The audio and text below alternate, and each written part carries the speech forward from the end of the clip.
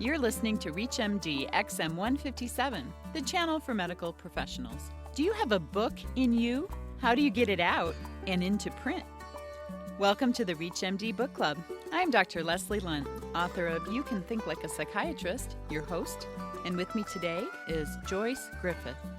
Joyce runs her own publishing service where she's been helping authors publish their own books for the past 20 years. She has a master's degree in business administration from Cal State, Los Angeles, and she has worked in marketing and public relations for hospitals and other organizations, as well as spending 5 years in Africa teaching English to secondary students. Her specialty is editing and writing books and newsletters for physicians and other healthcare providers to promote healing and health. She also produces audiobooks and books that are available online. Welcome to ReachMD, Joyce. Thank you. It's a pleasure to be here. And Joyce, I understand you've been putting books together for doctors for the past 20 years. How did you get started doing this? Well, I bumped into a woman doctor who was desperate to get her book published. She went straight to India from medical school, had never come back, had spent 40-some years over there working at a mission hospital, and now she's back on retirement and wants to tell her story, and nobody will take her book. And she says, I'm willing to pay for it, but I can't find anyone who will even take it then. This was 20 years ago. I told her, sure, I can do that, and we worked together on that book for the next several months, and we produced it for her. And that was my start, and I said, I bet there are other doctors that would like to tell stories and publish books, and sure enough, there were. Yeah, I bet there are, and it seems like such an overwhelming process for those of us who've never done it before. But I wonder, why do you think doctors should be writing books in the first place? Oh, for lots of reasons. We talk about relationships between people and who can influence other people. I tell you, the doctor-patient relationship is alive and strong and breathing well. It is so powerful. Doctors don't realize how lucky they are to be able to influence how people think and live, more than any other group of professionals, I would think. And anyway, the first perspective that I would think of from a doctor is that you are an expert. As a doctor, you are an expert in the minds of your constituents. You know more than they do, and they respect that. So you already have a platform from which you can speak effectively. And second is you have a built-in audience. You have patients, you have family of patients, you have people in the community, you have people that work with you. You have a built-in audience. Unlike most professionals, even attorneys don't have as much of an audience built in as physicians do.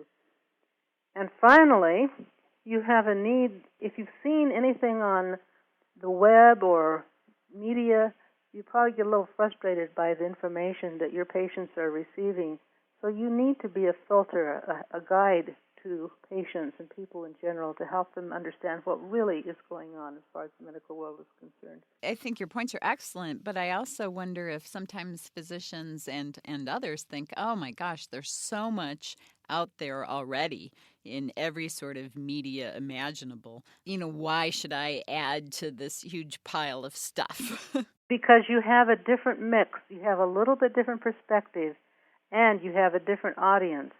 If all the doctors on one day released a book on the same topic, many of those books would succeed because they each have their own built-in market. But they wouldn't all succeed on the mass market. They wouldn't all become national bestsellers overnight. Now, when a physician author, or potential physician author, is interested in maybe getting their book out, and they give you a ring or an email, what do you do? Walk us through the process. What do you offer?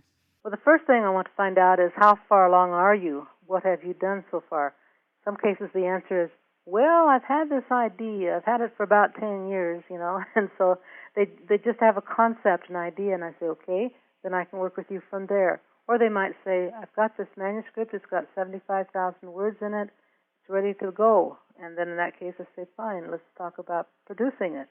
So it depends on where they are. We like to pick them up wherever they may happen to be. And they could be anywhere? So what if it's still in their head? If the book is still in their head, that is? If the book is still in their head, then I have to talk to them. I probably will talk to them 2 or 3 times to just get in my mind exactly what they're trying to do with the book. The question I ask is, what do you want the reader to do when they finish reading this book? What response do you want? What do you want to change in that person's life? And that helps put a focus on the purpose for the book. Okay, now how long does this whole thing take to get a book in print? Usually, most of my books come with the manuscript already written, and I just have to edit it and try to correct some of the glitches that appear automatically, it seems. And usually that takes me about 5 or 6 weeks to get it ready to go to the printer, and then another 4 or 5 weeks to print and bind it. So it's not too long a process, although we can go back and forth and back and forth. It could take a year, it just depends. But actually, I think that's shorter than most people would have thought. Might be.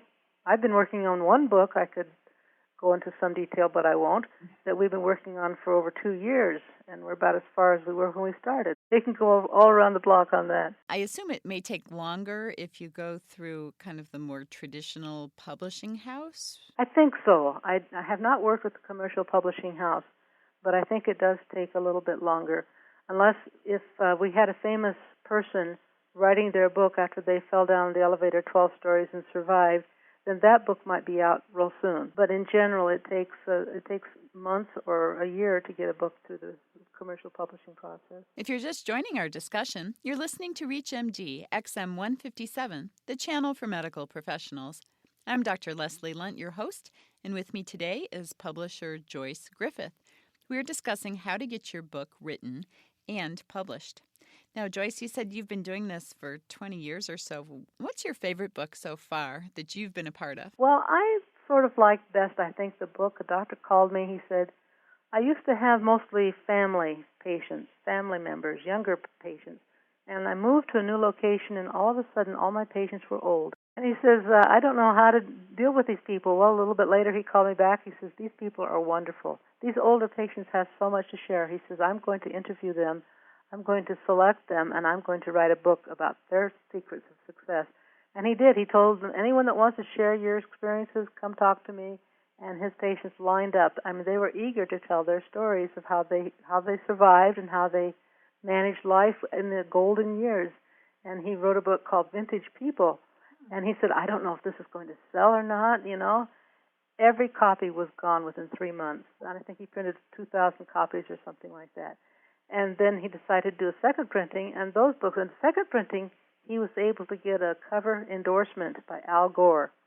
And, of course, that didn't hurt sales at all. I think he sold 5,000 or 6,000 books and did very, very well. Yeah. What other kinds of books have you worked on? I've actually done a couple of novels for doctors. One of them was a novel by a doctor who hates AIDS. He hates the AIDS virus so much that he wrote a novel about a revenge where a woman doctor was murdered by her husband using the AIDS virus, and so this keeper of the gate at the cemetery rises up, and he's going to have revenge. And it describes how he gets that murderer with his own medicine and gives him the AIDS virus. He sold a few copies, and everybody that reads it loves the book. Every now and then I get boarders calling me, please send us some more, But it hasn't done amazing as well as it deserves to do, that's for sure. Another book that I did was called Life Means Nothing Behind the Green Wall. That book, the author had a vendetta, an actual vendetta against a specific hospital where he was employed, and he's no longer employed there. He tried to be anonymous, but he had too much detail in his novel, but he exposed some of the workings of a big inner-city hospital that will make your blood curl, and it's also a good book. It sold quite well. Everybody at the hospital that was referred to wanted a copy, and their friends and family wanted a copy, so he's done pretty well with this book. So that's kind of a revenge motive, huh? It might be. He was a little shocked, I think, by how serious people took it. He says it's only a novel, and he didn't put his name on the book anywhere, but it was obvious who wrote it. Have you worked for other healthcare professionals besides doctors? Yes, I'm talking right now to a dentist. I've worked with a chiropractor, did a book by a chiropractor, did a book by some nurses. Do you find any differences working with healthcare professionals compared to other writers? Yes, I've also done books for attorneys and business people and just ordinary folks that want to write a book.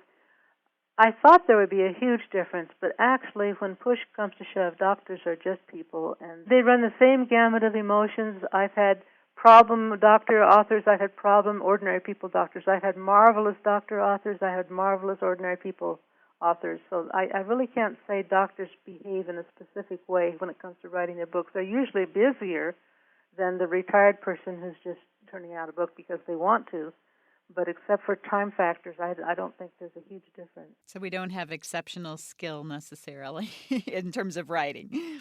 I don't think so. There are some exceptions. There are some doctors that just were born writers and they became doctors instead, and they do so well. This book that I just referred to that got the doctor relieved from his position is like that. He's just a natural writer and loves to write. He could write a book. He's written many books, most of them in his field, academic type books, but he's just born to write. Well, thanks so much for being on the show today, Joyce. It's been a pleasure. We've been discussing the process of writing a book with publisher Joyce Griffith. I'm Dr. Leslie Lundt. You've been listening to the ReachMD Book Club on ReachMD XM 157, the channel for medical professionals. We welcome your questions and comments. Please visit us at reachmd.com. Our new on-demand and podcast features will allow you to access our entire program library. Thank you for listening.